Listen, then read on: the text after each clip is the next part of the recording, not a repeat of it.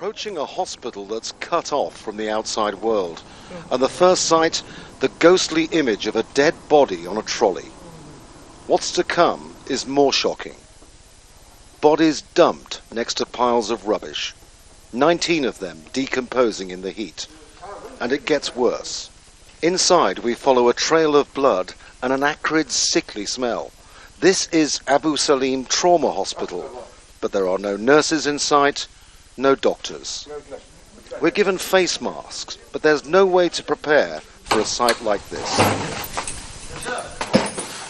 Behind the doors, in a side ward for the sick, all you see is the dead. Young, old, no names, placed in beds, covered in an attempt at some dignity. This is absolutely appalling. So hard to describe. The stench of death in that room. Walking through a hospital that appears to be completely abandoned. Stale blood on the tiles, like something out of a horror movie, but worse because this is real.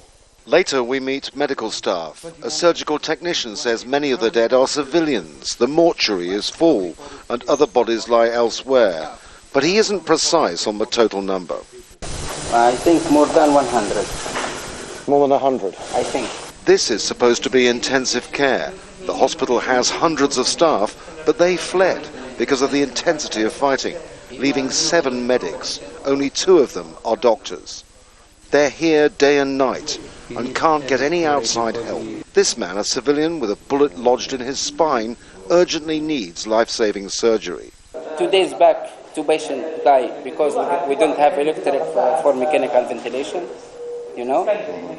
And this one maybe 3 times, 4 times CPR. A boy, a bullet now removed from his chest, is recovering. This man came to buy a car in the city when he says he was shot and robbed by a Gaddafi loyalist. He will survive.